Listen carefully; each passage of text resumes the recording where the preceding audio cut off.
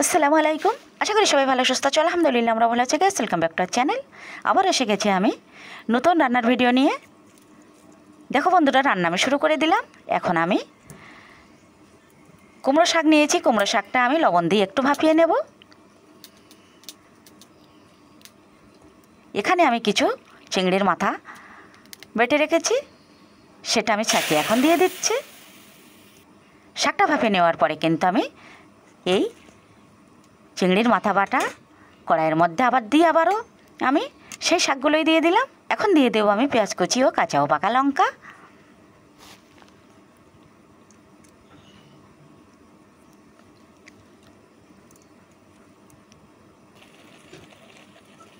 এই জলটা শুকিয়ে গেলেই কিন্তু আমি শাকটাকে ভেজে নেব। আবার একটা কড়াই বসিয়ে দিয়ে আমি দিয়ে দিচ্ছি পরিমাণ মতো তেল। ফোড়নে দিয়ে দিচ্ছি শুকনো লঙ্কা ও রসুন বাটা।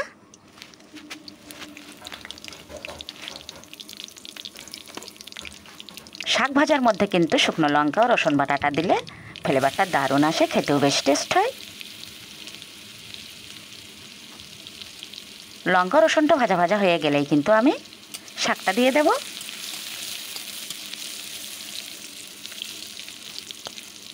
একেবারেই যেন স্কিপ করবে না, লাইক দিয়ে কিন্তু ফুল ভিডিওটা দেখবে। এরপরে আরও একটা রেসিপি বানাবো। মশলাটা আমার একেবারেই রেডি। এখন আমি সেই শাকটা দিয়ে দিচ্ছি। শাকটা আমি একটু ভাজা ভাজা করে নেব।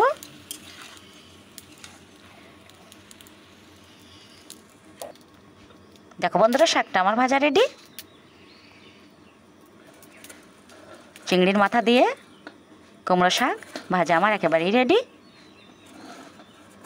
চলো বন্ধুরা, আবারও একটা রেসিপি শুরু করে দিই। আবারও কড়াইটা ধুয়ে বসিয়ে দিলাম। দিয়ে দিচ্ছি পরিমাণ মতো তেল।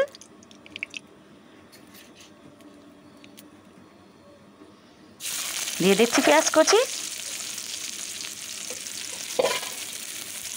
দিয়ে দিচ্ছি কাঁচা ও পাকা লঙ্কা।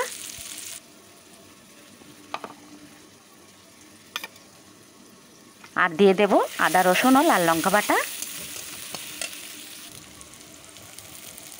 দিয়ে দিচ্ছি স্বাদ মতো লবণ। বাটা মশলাটাও দিয়ে দিলাম।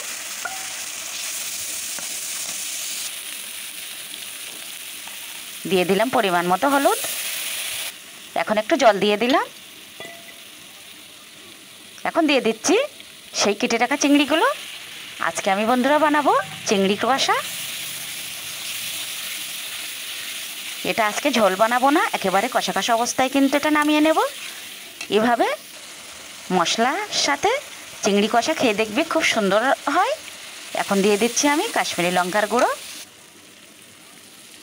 একেবারেই কিন্তু চিংড়ি কষা আমার রেডি। পরপর দুটো রেসিপি তোমাদের সঙ্গে শেয়ার করলাম।